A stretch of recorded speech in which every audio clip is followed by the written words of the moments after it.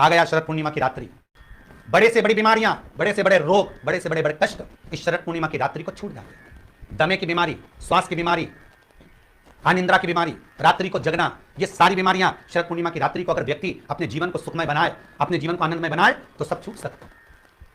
शरद पूर्णिमा की रात्रि को पीपल के पत्ते 5 लेकर उसके ऊपर खीर डालकर रात्रि को खा लेने से महाराज दमे की बीमारी, श्वास की बीमारी रुक जाती है। वो बीमारी बढ़ती नहीं है, उससे कष्ट नहीं होता। जिन बच्चों के नेत्र कमजोर होते हैं, रोशनी कमजोर होती है, शरद पूर्णिमा के दिन रात्रि को 12 बजे भगवान चंद्रदेव का दर्शन कराइए। 5 से 7 मिनट तक नयन मिलाएं चंद्रदेव के साथ और बाद में एक पीपल के पत्ते पर खीर जो चंद्र के नीचे रखी हुई है उसी खीर को चटा दीजिए। फिर चंद्र का दर्शन कराओ, फिर खीर को चटा दीजिए। महाराज नयन की ज्योति बढ़ती है, नींद नहीं आती तो निंद्रा देवी प्रवेश करती है, निंद्रा अच्छी आती है, आनंदित होता है। महाराज जिस व्यक्ति के शरीर में गांठ पड़ जाती हो, शरीर काला पड़ जाता हो, चट्टे पड़ जाते हो या दांत खाज खुजली हो जाता हो, उसके लिए भी शरद पूर्णिमा की रात्रि को 12 बजे महाराज भगवान चंद्रदेव के लिए 21 दिए जलाए जाते हैं। उस 21 दिए की कालोच एक थाली में इकट्ठी करी जाती है, काजल कालोच को इकट्ठी कर शरीर में गाय के घी के साथ में जहां जहां जगह पर चट्टे हैं, गांठ है, वहां लगाया जाता है। उसको 5 या 7 दिन लगाइए। उसके बाद में रोज प्रतिदिन लगाने के आधे घंटे बाद स्नान कर लीजिए, आराम लगना प्रारंभ हो जाता है। आज शरद पूर्णिमा की रात्रि से लेकर कार्तिक पूर्णिमा की रात्रि के बीच में जो दामोदर भगवान का, कृष्ण का, शिव का मंगल आनंद करेगा, अभिषेक करेगा, पूजन करेगा, स्मरण करेगा, उसके सारे दुख दरिद्र दूर हो जाएंगे। रात्रि को आप बड़े प्रेम से खीर बनाओ, चंद्रदेव की साक्षी में रखो, भोग लगाओ भगवान श्री हरि को। बन सके अगर लक्ष्मी की कमी है, लक्ष्मी नहीं आ रही है, व्यापार नहीं चल रहा है, तकलीफ बहुत ज्यादा है, घर में कष्ट है, कर्जा ज्यादा है, तो एक तांबे के कलश के ऊपर, तांबे के कलश में पानी भरना, कटोरी रखना, उस पर लक्ष्मी जी की मूर्ति रखना। लक्ष्मी जी की मूर्ति नहीं हो तो चांदी का सिक्का रखना।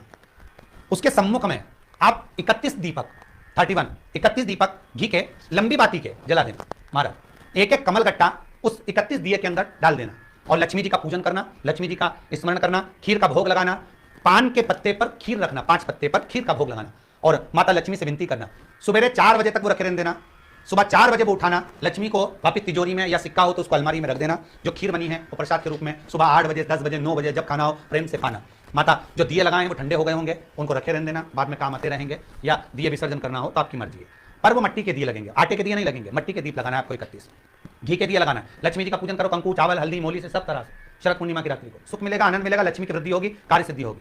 दूसरा क्रम, अगर कार्तिक पूर्णिमा हो, शरद पूर्णिमा हो, ये दोनों पूर्णिमा पर शरद पूर्णिमा के दिन आप शाम को प्रदोष काल के समय 4:30 बजे से 6 बजे के बीच में 1 लोटा पानी, उसमें 5 बेलपत्र रखकर, 1 कमलगट्टा डालकर भगवान चंद्रेश्वर महादेव के नाम से भगवान शंकर को चढ़ा दीजिए। आपकी जो कामना हो वो कामना कर चढ़ा, विनती करें चंद्रेश्वर महादेव को और निवेदन करें कि हमारा ये कार्य सफल हो। केवल शरद पूर्णिमा के दिन चढ़ाइए, कार्तिक पूर्णिमा तक क्या फल मिलता है हमको जरूर बताइए। शरद पूर्णिमा की रात्रि को और कार्तिक पूर्णिमा की रात्रि को गर्भवती नारी अपनी नाभि पर यदि चंद्र की दृष्टि पड़वा लेती है तो बच्चा विकलांग पैदा नहीं होता है।